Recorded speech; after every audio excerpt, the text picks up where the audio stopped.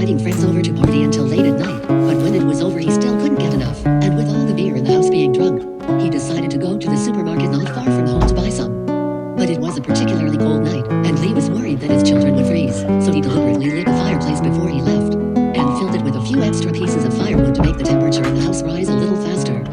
And it was this heartwarming gesture that he repented every day for the rest of his life. On his way back from shopping, he heard the shrill siren of a fire truck, and the sound came from the direction of his home. The fire lit up the night sky. The house was burned down to Kwang's wife's heartbreaking cries. Their 3 children are still inside. Lee, who had rushed back, looked at it all with a bewildered look on his face, unable to believe it was real, while still holding the diapers he had just bought for his youngest son. The fire was not fully extinguished until the next day, when his wife suffered a nervous breakdown and was carried to the ambulance. Lee reached out his hand to comfort, but he twisted his head hard to avoid. Firefighters carried the remains of 3 young children out of the rubble before they had a chance to go and take a good look at the event, and Lee saw it completely tensed up, and almost fell over. Overnight, he has lost everything, and his once cozy home is now a pile of rubble. Lee was brought back to the police station for questioning. Before the police asked anything, he first opened his mouth to admit that the fire was caused by his negligence. Originally, last night at home after finishing firewood, he was negligent, forgot to put back the fire stop, even if the back walk on the road to remember, he did not care too much. Must be burning firewood rolled down to the floor, which caused the tragedy. Lee Kwan-cheng did not have a word to excuse himself, because his heart also turned into ashes with that fire. Now he just wanted to die, and only death could give him the face to face those 3 children. But the police said he just made a big mistake. Everyone makes mistakes, and will not punish a person severely just because of a mistake. Lee was a bit puzzled when he heard it, and couldn't believe that he couldn't be punished at all. He then followed the police out of the interrogation. Only his feet became numb, and his eyes became empty. When the policeman passed by him, then he suddenly grabbed the other's sidearm and pulled the trigger on himself. He wanted to atone for his crime in this way, but he didn't know much about guns, and several attempts in a row failed to do so. The police took the opportunity to stop him by going up and taking the gun back. After that, his wife chose to divorce him, away also not wanting to continue living in this sad city. On the day of his departure, only his brother and nephew saw him off, and they were the last of his family in this world. Lee Shizhen came to Boston alone, found a maintenance job in the apartment, for the old man to change the sewer pipe, to the mobility of the old grandmother to change the light bulb, to help the black girl to open the clogged toilet, like a machine is numb every day. Encounter intentionally difficult customers, Lee does not let the slightest directly back to dislike. But the other side of the afternoon complained about his boss let him go to the door to apologize, but he asked the boss back why? I talked to you back to a cold and narrow semi-basement. But his shelter in Boston, the house does not even have a decent window. On this day, he got up early in the morning to clear the snow in front of the door, but suddenly received a phone call from his brother's best friend, George, and learned the news that his brother had been admitted to the hospital for a heart attack. After hanging up the phone, he immediately drove toward Manchester. Lee was anxious all the way, but when he arrived at the hospital he was a step too late. The doctor regretfully informed him that his brother had died an hour earlier. Lee bowed his head in silence, having not even seen the last of his brother. He followed the doctor in the elevator to the morgue below. At that moment, he remembered the day when his brother was diagnosed with his first attack, when the doctor said that with this kind of disease, you usually only have a life expectancy of 510 years. But he didn't expect this day to come so fast. Came to the morgue, saw his brother lying there at that moment. He was not easy to calm down, the heart finally taught. Li Fu went down to try to feel the last trace of his brother's body temperature, but felt only cold. He kissed his brother's cheek for the last time, thanking her for her tolerance and care since childhood, and then signed to confirm the receipt of his brother's belongings. When he came out of the hospital, he was faced with a new dilemma. He didn't know how to tell his nephew, Pam, about his brother's death. At that moment, Pop was having a hockey practice at the practice rink. When he saw that his uncle had come to pick him up, Pop had a bad feeling and went crazy, slamming into his opponent, who was not to be outdone, and pressed him to the ground and started to fight back. The coach ran up to pull the fight, but he cursed along with the coach. Every time his uncle came to pick him up, it meant that his father was in the hospital, and he thought that this time was the same as the past. But he didn't expect his uncle to bring the news of his father's death this time. When the coach learns of this, he goes up to him and apologizes, and at the same time expresses his condolences for his father's death. Pam follows his uncle to the hospital to see his father one last time. In the car, perhaps because of fear, he looked a little resistant, but finally was convinced by the uncle out of the car. But his front foot and two just looked at the turn to want to escape. Okay, thank you. This is a 16-year-old boy is indeed a little cruel. They were very late. When they got home, some of Pam's friends came over to comfort him, and they sat around and talked about Pam's father, who was a good man, funny and humorous, and brought them a lot of joy. Thinking about it, everyone couldn't help but feel sorry for his sudden passing. He sat alone in the dining room eating, then went back to his bedroom to lie on his bed and watch the game. Pam came in and asked if he could keep the girl downstairs for the night, Lee was fine with it, with a look of indifference. The next day, he brought Pam to the lawyer's office. His brother had commissioned the lawyer to leave a will while he was still alive, but when he saw what was written on the top of the will, Lee was surprised that his brother had actually made him Pam's guardian, and thought of everything. Not only was there child support for Pam, but he was also left with $5,000 to cover the cost of the move, and a small additional amount as a personal income for the money he would make from the job he found. But even with all that, Ree still didn't feel up to the task. On top of that, there were 2 other dilemmas waiting for them to solve. There was another boat in his brother's name, but the monthly maintenance was a significant expense, and the boat's engine was nearing obsolescence. Lee wants to sell the boat and take Pam back to live in Boston, but Pam wants to keep the boat.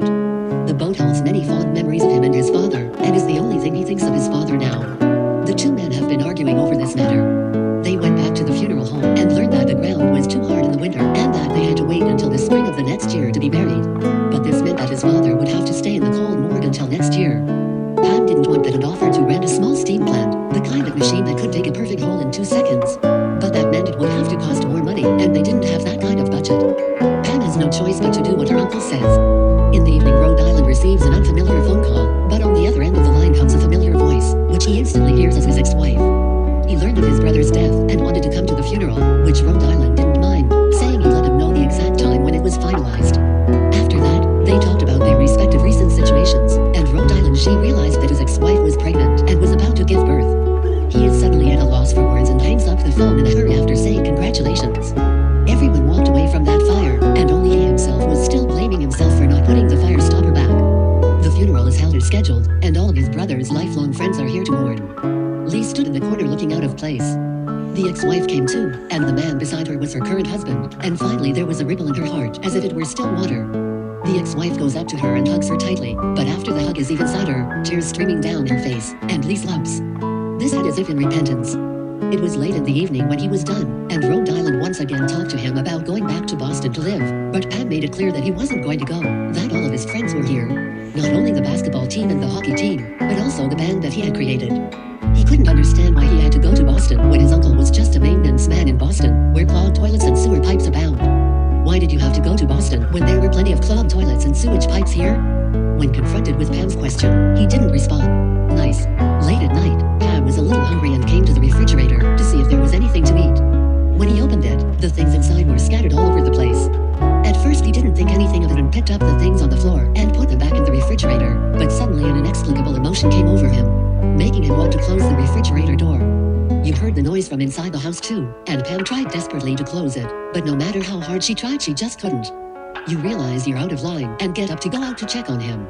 Sick, I don't know, I'd be really weird I'd be sick about. It turns out it was a box of frozen mussels that reminded him of his father frozen in the morgue. These days the pent-up emotions are in this moment worst. He turned around and ran back upstairs, locked himself in the room, no matter how much Uncle persuasion is. Opened the door, afraid he can't think, directly kicked off the door lock. Okay fine, I can't let you freak out with the door closed, and if you're gonna freak out every time that you see a frozen freaking, I think we should go to the hospital. I don't know anything about this, I just don't like you being in the Fiat. See nephew like this, he also do not know how to persuade, can only sit on a chair quietly accompany her, until the mood of Pam better, lying on the bed to sleep. This incident also made Lee want to realize that he was no longer obsessed with bringing her back to live in Boston. The next day after sending Pam to school again, he returned to Boston's semi-basement alone to pack up his things, anything he can stuff into the box, only the 3 children's photos cannot. Too carefully wrapped, this is his only thought now. Back in Manchester, he had been hovering by the window. Every now and then he would look in one direction, the direction that was once his home. The fire was an insurmountable hurdle in his life. Suddenly, he swung his fist hard at the glass, blood gushing out instantly, the pain pulling him back from his memories. At that moment a phone call comes in. Rhode Island picks up the phone after a brief bandage. The caller is a former sister-in-law, but Rhode Island hangs up the phone without saying a word when he realizes it. In the evening, Pam comes and asks why you didn't tell her when Mom called. It turns out that she has been keeping in touch with her mom through emails. This time, her mom invited Pam to come over for lunch, and during the conversation, Pam made it clear that she wanted to move in with her mom, so that she wouldn't have to have her uncle as a guardian, and that he could go back to Boston and continue to work as a repairman, and that her current life wouldn't be altered, and that all her problems would be solved.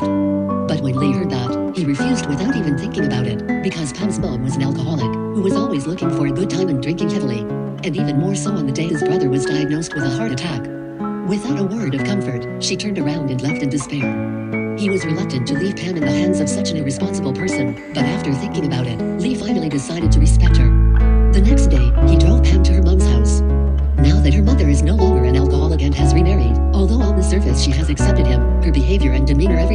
feel like an outsider.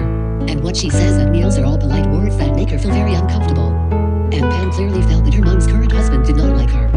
When he went back, he kept his head down and didn't want to talk, trying to understand that it wasn't the place for him.